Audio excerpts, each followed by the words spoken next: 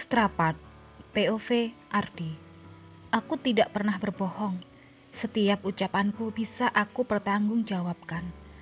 Dulu aku selalu mengalah, menuruti semua permintaan ibu karena aku pernah berjanji pada almarhum ayah agar selalu membahagiakan ibu. Bahkan aku harus rela menyakiti wanita yang kucintai dan menikah dengan Saila. Perempuan pilihan ibu memang cantik, baik dan sangat perhatian padaku. Namun hatiku sudah menutup karena hanya Rista seorang yang menghuninya. Bahkan di malam pengantin kami, aku menutup mata dan membayangkan jika Ristalah yang saat itu bersamaku. Seiring kebersamaan kami, pintu hatiku akhirnya terbuka. Terlebih saat Saila mengatakan dirinya tengah mengandung anakku tepat ketika aku telah selesai melaksanakan kewajibanku padanya. Untuk pertama kalinya, aku menciumnya dengan sukacita hingga membuatku lupa diri dan kembali merekuk surga dunia bersamanya.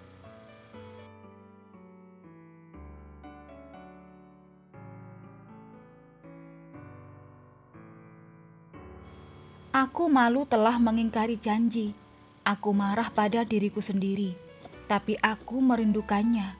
Berulang kali mencoba untuk menemui Rista, tapi ibu selalu menahanku. Aku terbawa emosi dan melampiaskannya pada Saila, menuntaskan hasrat yang terpendam hingga membuat dia kelelahan. Esoknya, ucapan Saila menampar egoku.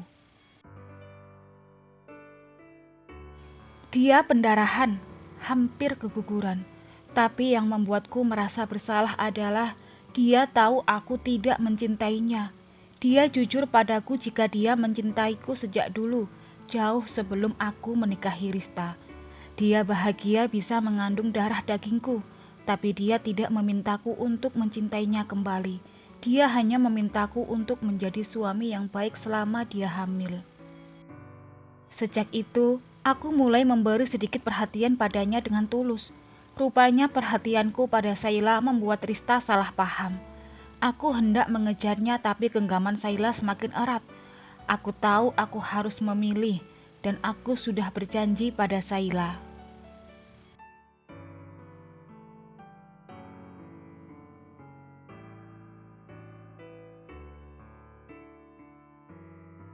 Perasaan bersalah itu justru membawaku pada perceraian, melepaskan wanita yang kucintai dan membiarkan dia bahagia bersama orang lain ternyata sangat menyakitkan. Mungkin itu yang Rista rasakan dulu. Kini melihat dia bisa tersenyum kembali walau badai baru saja menimpanya membuatku lega. Setidaknya selepas dia tersakiti oleh dua orang lelaki, dia masih mau bertemu dan berbicara padaku. Itu sudah cukup.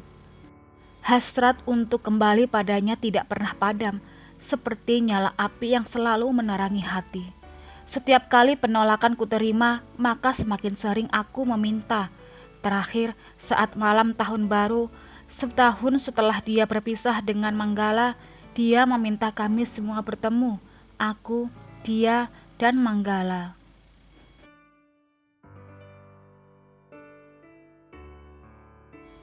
Aku pikir dia akan memilihku, tapi dugaanku ternyata salah. Rista hanya ingin kami berdua, aku dan Manggala berhenti meminta rujuk padanya. Hidupnya sekarang sudah lebih baik meski tanpa para lelaki yang mencintainya. Dia hanya ingin bahagia, tanpa memendam dendam pada siapapun.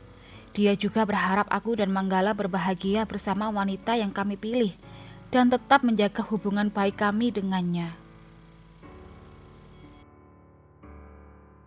Dia tidak tahu saja seperti apa kebahagiaan yang sesungguhnya bagiku. Tapi aku sedikit lega, setidaknya dia tidak memilih kembali bersama Manggala. Masih tidak terima.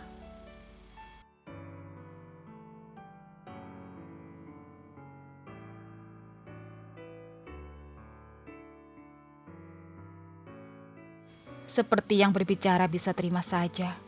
Menyesal sudah melepaskan dia. Aku mengambil sebungkus rokok, memberikan padanya, tapi dia menolak. Jangan sakiti tubuhmu dengan rokok. Kalau Rista tahu, dia akan marah padamu. Aku membuang seketika bungkus rokok, lalu berdiri merapikan kemeja.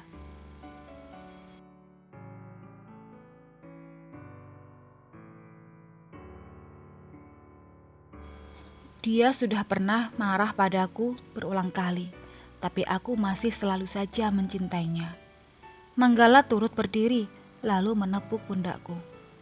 Tuhan sepertinya senang menghukum kita berdua. Aku mengangguk. Seharusnya kita tidak benar-benar mencintainya.